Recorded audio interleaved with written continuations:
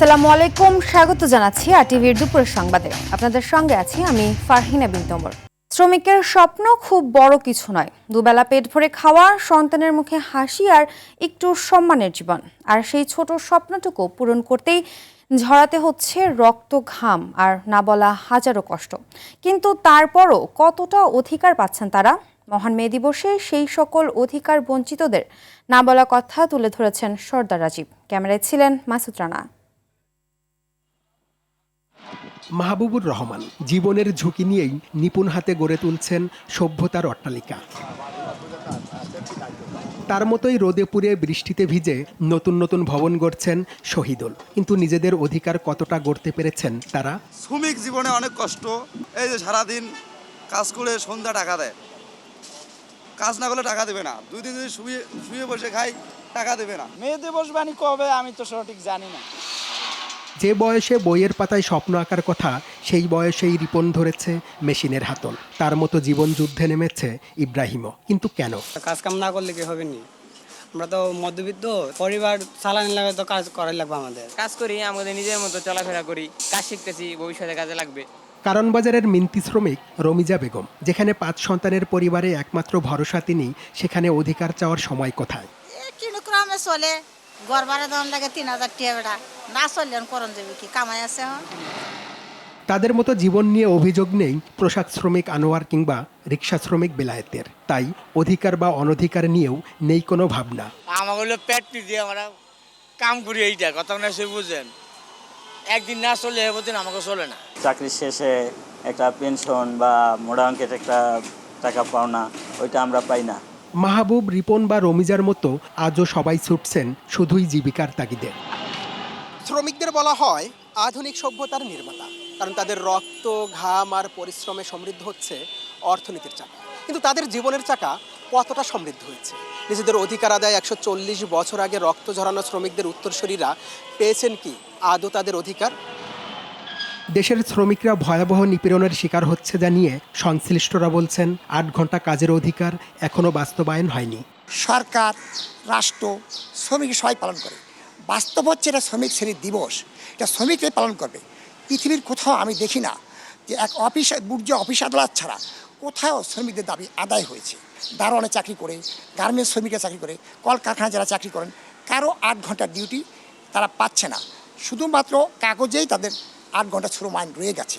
1886 সালে যুক্তরাষ্ট্রের শিকাগোতে 8 ঘন্টা কাজের দাবিতে আন্দোলনরত শ্রমিকদের ওপর নির্বিচারে গুলি চালায় পুলিশ। এতে বহু প্রাণহানির পাশাপাশি ফাঁসিতে ঝোলানো হয় অনেককে। সেই থেকে বিশ্বব্যাপী পালিত হচ্ছে শ্রমিক দিবস। সর্দার রাজীব, আরটিভি, ঢাকা। ন্যায্য মজুরি ও মৌলিক অধিকারের দাবিতে কয়েক যুগ ধরে আন্দোলন সংগ্রাম করে আসলেও ভাগ্য সহায় হয়নি শ্রমিকদের। যুগের আধুনিকায়ন হলেও শ্রমমূল্যে পিছিয়ে মৌলভীবাজারের চা শ্রমিক, ঝালকাঠির দিনমজুররা। এখনও কর্মক্ষেত্রে লিঙ্গ বৈষম্যের শিকার হতে হয় নাটোরের হাজরা বেগমের মতো নারীদের। নিরাপত্তাহীনতায় ভুগতে হয় চট্টগ্রামের কবিরের মতো জাহাজ শ্রমিকদের। প্রতিনিধিদের পাঠানো তথ্যচিত্রে মে দিবসে অবহেলিত এসব শ্রমিকদের জীবন সংগ্রাম নিয়ে আরও জানাচ্ছেন আব্দুল হামিদ। মহান মে দিবস আজ। 1886 সালে যুক্তরাষ্ট্রে দৈনিক 8 ঘন্টা কাজের দাবিতে রক্তঝরা আন্দোলনের স্মরণে পালিত হয় দিনটি। প্রতি বছর দিবসটি শ্রমিকদের ন্যায্য অধিকারের বার্তা নিয়ে আসলেও এর বাস্তবায়ন নেই দেশের কর্মক্ষেত্রে। এই যুগেও দৈনিক মাত্র 187 টাকায় কাজ করছেন মৌলভীবাজারের চা শ্রমিকরা। আমরা চা শ্রমিক অনেক কষ্টে আছি। 186 টাকাতে আমরা সংসার চালানি যায় না। কেন আমাদের চা শ্রমিকরা রেনকোট নাই, পানিতে ভিজতে থাকে, চা শ্রমিক অনেক অসুখ টসুখ হয়ে যায়। মে দিবসে যে অধিকার আর মর্যাদার কথা বলা হয় তা শুধুমাত্র কাগজেই সীমাবদ্ধ বলছে শ্রমিক নেতারা। আর বরাবরের মতো আশ্বাসেই দায় সারছে কর্তৃপক্ষ। মে দিবসে আসলেই এইসব দাবি দেওয়া উত্থাপিত হয়। মে দিবস যাওয়ার পরে এইসব দাবি দেওয়ার দিকে কেউ কখনোই আর বাস্তবায়নের দিকে যায় নাই। বাংলাদেশ চা শিল্প সেক্টরে শ্রমিকদের জীবন মান উন্নয়নে সরকার বদ্ধপরিকর এবং এ বিষয়ে সরকার কাজ করছে। ঝালকাঠিতে প্রতি 3 বছর অন্তর শ্রম মজুরি বৃদ্ধির কথা থাকলেও বাস্তবায়ন নেই। স্থানীয় চেম্বার অব কমার্সকে তাগাদা দিয়েও মেলেনি সমাধান। আমাদের এখন যে এই কাজকর্ম চলে, এই কাজকর্মে আমাদের পেট বাঁচে না। এখন কাজ করি যে পয়সা পাই, আমাদের বাজারঘাট করিয়ে ছেলে মেয়ে নিয়ে খাই আমরা, এখন আর থাকতে পারি না। নাটোরের গুনারি গ্রামের বাসিন্দা হাজেরা বেগম মাঠে যেই কাজ করে পান 350 টাকা, তা পুরুষরা করে পায় 500 টাকা। কাজ হারানোর ভয়ে এই বৈষম্য সহ্য করতে হয় হাজেরাকে। এমন উদাহরণ রয়েছে আরো অনেক। 350 টাকা কাজ করে দিন মজুরি, আমরা 350। দিন গেলে প্রায় মহিলাদের জন্য 350, ছেলেদের জন্য 500। এটা হলে আমাদের সংসারে অনেক ক্ষেত্রে অনেক কাজে লাগে। শুধু বৈষম্য নয়, নিরাপত্তাহীনতায় অনিশ্চিত জীবনযাপন করতে হয় শ্রমিকদের। চট্টগ্রামে একটি প্রতিষ্ঠানের হয়ে জাহাজে কাজ করার সময় মেরুদণ্ড ভাঙে মোহাম্মদ কবিরের। নিজের টাকায় চিকিৎসা চালালেও সাহায্য মেলেনি সেই প্রতিষ্ঠান থেকে। অ্যাক্সিডেন্ট হওয়ার কারণে ফ্যামিলি মজবি ছেড়ে ফেলছে, তারপরে আপনার মার নামে জমি বিক্রি করে ফেলছে। আমার মালিক পক্ষ কোনো ট্রিটমেন্ট করায় না। খেটে খাওয়া মানুষের প্রত্যাশা, মে দিবসের আদর্শ ধারণ করে সমাজে প্রতিষ্ঠিত হবে শ্রমিকদের মৌলিক অধিকার। আব্দুল হামিদ, RTV। শ্রমিকদের দেশের উন্নয়নের মূল কারিগর হিসেবে অভিহিত করে রাষ্ট্রপতি মোহাম্মদ শাহাবুদ্দিন বলেছেন, তাদের নিরলস পরিশ্রমই দেশের অর্থনীতি ও সভ্যতাকে বেগবান করছে। বর্তমান সরকার প্রতিশ্রুতি অনুযায়ী শ্রমিকদের কল্যাণে ঘোষিত কর্মপরিকল্পনাগুলো ধাপে ধাপে বাস্তবায়ন করছে। শুক্রবার সকালে রাজধানীর চীন মৈত্রী সম্মেলন কেন্দ্রে মে দিবস উপলক্ষে আয়োজিত আলোচনা সভায় তিনি এ কথা বলেন। সুস্থ শ্রমিক, কর্মঠ হাত, আসবে সবার নবপ্রভাত, এই প্রতিপাদ্য নিয়ে শ্রম ও কর্মসংস্থান মন্ত্রণালয় আয়োজিত অনুষ্ঠানে রাষ্ট্রপতি বলেন, শিল্পায়নের ওপর গুরুত্ব আরোপ করে বর্তমান সরকার দায়িত্ব গ্রহণের মাত্র 2 মাসের মধ্যেই বন্ধ কলকারখানা, চিনি কল ও রেশম কারখানা চালুর কার্যকর উদ্যোগ নিয়েছে। অবদান অপরিসীম। শ্রমিকরাই হলো দেশের উন্নয়নের মূল কারিগর। দেশের শিল্প কলকারখানা, কৃষি, পরিবহন, গৃহকর্ম নির্মাণ সহ প্রতিটি খাতে তাদের নিরলস পরিশ্রম আমাদের সমাজ, অর্থনীতি, সভ্যতা ও উন্নয়নকে বেগবান ও সমৃদ্ধ করছে। শ্রম ও ঘামের গল্পে লেখা সভ্যতার অগ্রযাত্রা, সেই শ্রমজীবী মানুষের অধিকার, মর্যাদা আর ন্যায্য প্রাপ্য আজও উপেক্ষিত। শ্রমিকের অধিকার নিশ্চিত করার প্রত্যয় নিয়ে নানা আয়োজনে পালিত হচ্ছে মহান মে দিবস। র্যালি, আলোচনা সভা ও সাংস্কৃতিক অনুষ্ঠান সহ নানা আয়োজনে পালিত হচ্ছে দিনটি। সকাল থেকে রাজধানীর বিভিন্ন স্থানে ব্যানার, ফেস্টুন হাতে বর্ণাঢ্য শোভাযাত্রায় অংশ নেন বিভিন্ন শ্রমিক ও পেশাজীবী সংগঠনের নেতাকর্মীরা। শ্রমিকদের ন্যায্য মজুরি, নিরাপদ কর্মপরিবেশ ও সামাজিক নিরাপত্তা নিশ্চিতের দাবিও জানান তারা। আলোচনা সভায় বক্তারা বলেন, দেশের অর্থনীতি ও উন্নয়নের চালিকা শক্তি শ্রমজীবী মানুষ। তাই মে দিবসের চেতনা বাস্তবায়নে শ্রমিক বান্ধব কর্মপরিবেশ গড়ে তোলার পাশাপাশি তাদের অধিকার নিশ্চিতে আরও কার্যকর উদ্যোগ নিতে হবে। সরকার আমাদের স্বীকৃতি দিচ্ছে, কিন্তু শ্রমিক রেজিস্ট্রেশন এখন পর্যন্ত দেয় না। আমরা প্ল্যাটফর্ম ওয়ার্কার্স, আমাদেরকে আমাদের ন্যায্যতা দিতে হবে। আমাদের পরিস্থিতি এতটা ভয়াবহ যে আমাদের সন্তানকে ব্রাক স্কুলে পড়ানোর মতো সমর্থন আমাদের নেই। শ্রম আইনে আমাদের শ্রমিকের জন্য যে সকল আইন আমাদের পক্ষে আছে, আমরা সে সকল আইনের বাস্তবিক প্রয়োগ চাই। মহান মে দিবস উপলক্ষে রাজধানীর নয়াপল্টনে শ্রমিক সমাবেশের আয়োজন করেছে বিএনপি। এতে প্রধান অতিথি হিসেবে উপস্থিত থাকবেন দলের চেয়ারম্যান ও প্রধানমন্ত্রী তারেক রহমান। এ বিষয়ে বিস্তারিত জানাতে নয়াপল্টন থেকে সরাসরি যুক্ত হচ্ছেন সহকর্মী রুদ্র রফিক। রফিক, শ্রমিক সমাবেশ নিয়ে বিস্তারিত জানাবেন।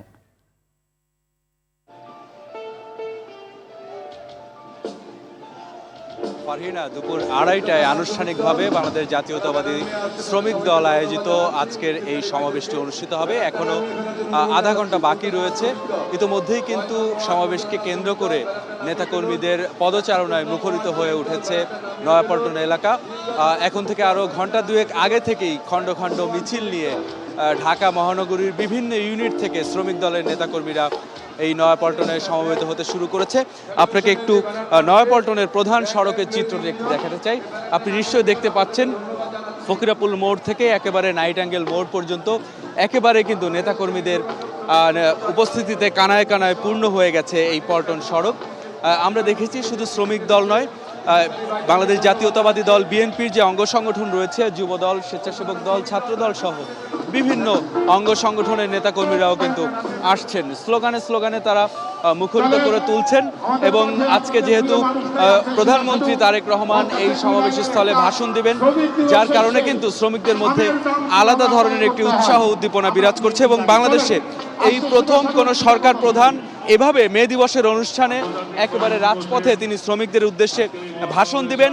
শ্রমিকরা যেটি বলছেন যে তাদের যে দীর্ঘদিনের অধিকারের যে সংগ্রাম, এখন যে বর্তমানে দ্রব্যমূল্যের যে ঊর্ধ্বগতি, সব কিছু মিলিয়ে শ্রমিকদের জীবনযাত্রার মান উন্নয়নের যে দাবি দেওয়া, সেই দাবি দেওয়াগুলো তারা সরাসরি প্রধানমন্ত্রীকে তুলে ধরতে পারবেন এবং প্রধানমন্ত্রী সরকারের পক্ষ থেকে শ্রমিকদের ভাগ্যের উন্নয়নে যে পরিকল্পনা, সেই পরিকল্পনাগুলো শ্রমিকদের সামনে, এই জনতার সামনে তুলে ধরবেন।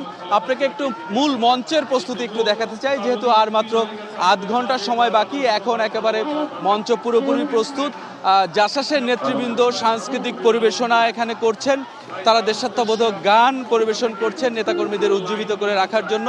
ইতোমধ্যেই কিন্তু সমাবেশ চত্বরে বিপুল সংখ্যক আইন শৃঙ্খলা রক্ষাকারী বাহিনীর সদস্যরা তারা উপস্থিতি রয়েছে। আপনি নিশ্চয়ই দেখতে পাচ্ছেন পিজিআরের সদস্যরা একেবারে মঞ্চের সামনে তারা নিরাপত্তার দায়িত্ব পালন করছেন। এছাড়াও আমরা বিডিআরের সদস্যদেরকে দেখছি।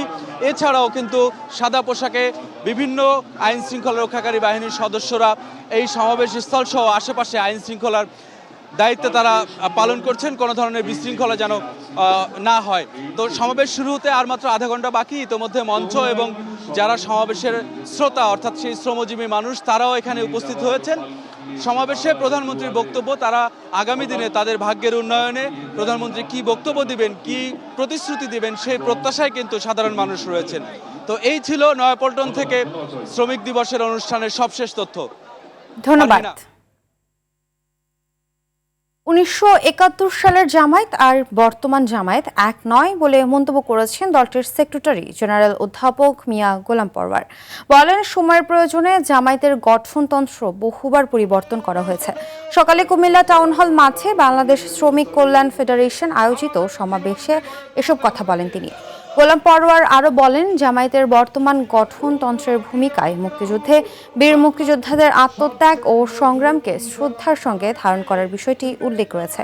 এর সময় নতুন প্রজন্মকে একটি সুন্দর দেশ উপহার দিতে জাতীয় ঐক্যের উপর গুরুত্ব আরোপ করেন তিনি। পাকিস্তান আমলে সেই সময়কার রাজনৈতিক প্রেক্ষাপটে তখনকার যারা রাজনৈতিক দল ছিলেন সেখানকার রাজনৈতিক পলিসি ভূমিকার ব্যাপারে অনেক আলোচনা বিতর্ক হতে পারে। কারণ এই না যে স্বাধীনতার পরে আপনি অনেক কিছু পরিবর্তন হয়েছে। জামাত ইসলামী সেই সময়ের জামাত আর এখনকার জামাত এক নয়। বহুবার জামাত ইসলামের গঠনতন্ত্র, নীতি, পদ্ধতি বদল হয়েছে। অস্থির নিত্য প্রয়োজনীয় পণ্যের বাজার বেড়েছে। ডিম, আটা, চিনি সহ বেশ কিছু পণ্যের দাম। আগের বাড়তি দামে বিক্রি হচ্ছে মুরগি। সয়াবিন তেলের দাম বাড়ালেও স্বাভাবিক নেই সরবরাহ।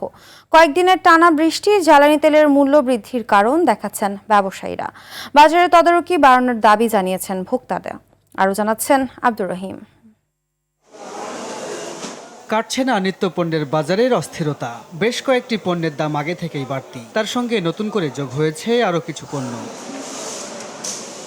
সোয়াবিন তেলের দাম লিটারে 4 টাকা বাড়লেও স্বাভাবিক হয়নি সরবরাহ। দাম বেড়েছে ময়দা, লবণ, মশলা, চিনি সহ আমদানি নির্ভর প্রায় সব পণ্যের। জ্বালানি সঙ্গে তেলের দাম বাড়াইছে বিভিন্ন অজুহাত। যারা আমদানিকারক, যারা মিল মালিক, তারা এত দাম বাড়ায়। এই যে আপনার চিনি ছিল 105 টাকা, এখন চিনি 110 টাকা।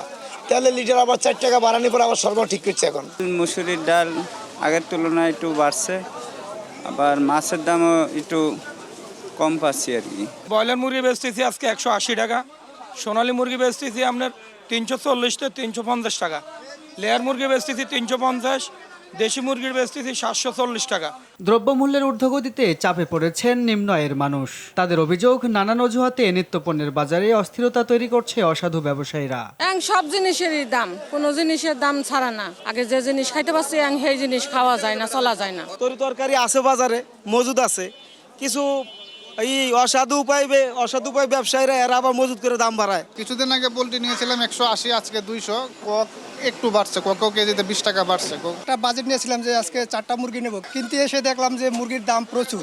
ময়দা যেটা নিল এটা 130 টাকা নিল, এটা মনে হয় আগে 20 টাকা ছিল। নিত্য প্রয়োজনীয় পণ্যের দাম সহনীয় রাখতে সরকারকে বাজারে তদারকি বাড়ানোর দাবি জানিয়েছেন ভোক্তারা। আব্দুর রহিম, RTV, ঢাকা। ইলিশের জাটকা সংরক্ষণে টানা 2 মাসের নিষেধাজ্ঞা শেষে পদ্মা মেঘনা সহ দেশের 6টি নদী অঞ্চলে মাছ শিকারে নেমেছেন জেলেরা। নতুন আশায় নদীতে নেমেছেন চাঁদপুরের অর্ধলক্ষাধিক জেলে। জেলার মতলব উত্তরের 60 নল থেকে হাইমচর উপজেলার চর ভৈরবী পর্যন্ত 70 কিলোমিটার এলাকায় জেলেরা নদী চষে বেড়ালেও দেখা পাচ্ছে না রূপালী ইলিশের। দীর্ঘ 2 মাস বেকার থাকার পর তারা হাসি মুখে নদীতে নামলেও কাঙ্ক্ষিত মাছ না পেয়ে হতাশ হয়ে ফিরছেন। শরীয়তপুরের 50,000 জেলে নতুন উদ্যমে নদীতে নেমেছেন। যদিও নিষেধাজ্ঞার ফলে এবছর ইলিশের উৎপাদন বাড়ার আশা করছেন সংশ্লিষ্টরা। প্রতিবারের মতো এবছরও জাটকা সংরক্ষণে দেশের 6টি অভয়াশ্রমে মাছ শিকারে নিষেধাজ্ঞা শুরু হয় 1 মার্চ থেকে।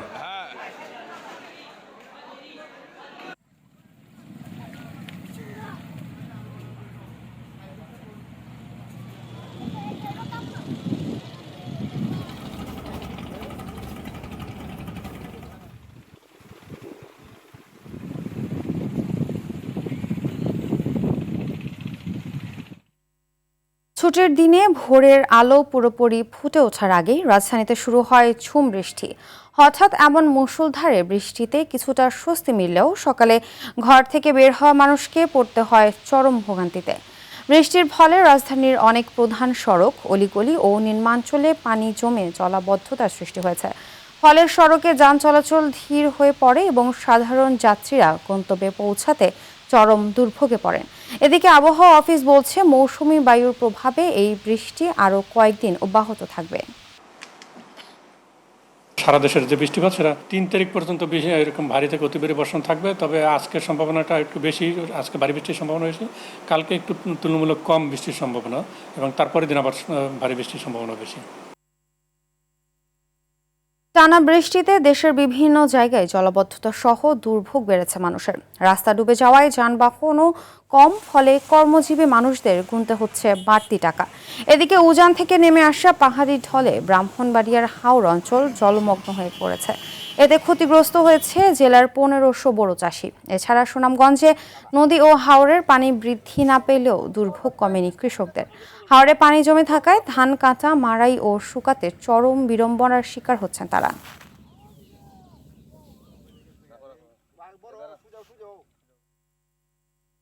ব্যবসা করলে দিতে হবে চাঁদা, আর এই চাঁদা আদায়ে অভিনব পন্থা বেছে নিয়েছে একটি চক্র। রাজধানীর ভাটারা থেকে কুড়িল বিশ্ব রোড পর্যন্ত গাড়ির বিভিন্ন শোরুমে ককটেল ফাটিয়ে চাঁদার দর নির্ধারণ করে তারা। ব্যবসায়ীরা বলছে, ব্যবসার পরিবেশ ও জীবনের নিরাপত্তা দিতে ব্যর্থ আইন শৃঙ্খলা বাহিনী। 6 মাস ধরে চাঁদা তুললেও এখনও ধরা ছোঁয়ার বাইরে অপরাধীরা। পুলিশ বলছে দ্রুতই আইনের আওতায় আনা হবে অপরাধীদের। শাকিবুর রহমানের রিপোর্টে বিস্তারিত। প্রথমে ককটেল বিস্ফোরণ, এরপর বিদেশি নম্বর থেকে ফোন করে দাবি করা হয় চাঁদা। গত বছরের অক্টোবর থেকে গাড়ির শোরুমে এমন ঘটনা শুরু হলেও এখনও চলছে এমন তুগলকি কাণ্ড। 6 ও 20 এপ্রিল রাজধানীর কুড়িল বিশ্ব রোড এলাকায় এ হাশিম এন্টারপ্রাইজ ও আল আকসা অটোতে ককটেল বিস্ফোরণ ঘটায় দুর্বৃত্তরা।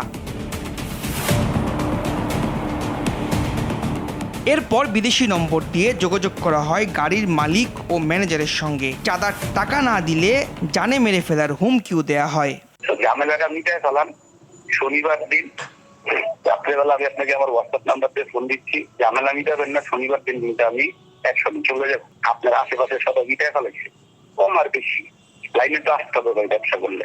ওই নাম্বারটা ব্লক করে রাখছেন, আপনারও ব্লক করে দিতেছি কালকা।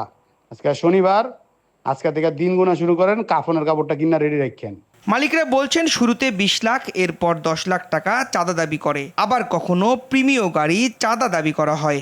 এখানে যদি গাড়ি ব্যবসা করতে হয় তাহলে আমার সাথে নেগোসিয়েশন করে চলতে হবে। থ্রেট দিছে, ওনাকে বলছে যে টাকা 10 লাখ দিতে হবে, এবং পাশের শোরুমকেও চায় যে টাকা 20 লাখ দিবেন, নয়তো একটা গাড়ি দিবেন। শুধু তাই নয়, সময় মতো টাকা না দিলে প্রাণনাশের হুমকি দেয় অজ্ঞাত সেই ব্যক্তি। আমার সাথে সমঝোতা না করলে আপনাদের জানের হুমকি আছে। তো আমাকে লাস্টে একটা মেসেজও দিছে যে আমার সাথে সমঝোতা না করলে জানাজা পড়া লাগবে। নিরাপত্তাহীনতায় ভুগতেছি, যে কোনো সময় যে কোনো মাঝে একটা ককটেল মারলে প্রথম যেটা মারছে বিস্ফোরিত হয় না, ওটা আমাদের উইন্ডশিল্ড গ্লাসে পরে এসে লাগছে, ওটা চেঞ্জ করা লাগছে গ্লাসটা। অন্তর্বর্তী সরকারের আমলে এমন ঘটনা শুরু হলে মানববন্ধন করে আধাবেলা গাড়ির শোরুম বন্ধ করে প্রতিবাদ জানায় Bangladesh recondition vehicle import and dealer association BARVIDA. Police বলছে বিদেশি নম্বর ব্যবহার অপরাধের নতুন কৌশল, দ্রুতই আইনের আওতায় আনার দাবি তাদের। অলরেডি এটার একটা ক্লোজ একটা ইয়াতে পৌঁছে গেছে। আন্ডারওয়ার্ল্ড বলে কিছু এখন আছে, এখন এগুলা আছে। কেউ যদি দাবি করে আমি আন্ডারওয়ার্ল্ড, হ্যাঁ এখন আমি এই যুগও নাই, এই সুযোগও নাই। নতুন কৌশল, বিদেশি নাম্বার, এটা একটা নতুন কৌশল। Maybe they are living here. এমন পরিস্থিতিতে ব্যবসার সুষ্ঠু পরিবেশ ফেরানোর দাবি ব্যবসায়ীদের। শাকিবুর রহমান, RTV, ঢাকা। দুপুরের সংবাদ এ পর্যন্তই। জেলার সংবাদ বিকেল 4:45টায় দেখার আমন্ত্রণ রইল। ধন্যবাদ সবাইকে।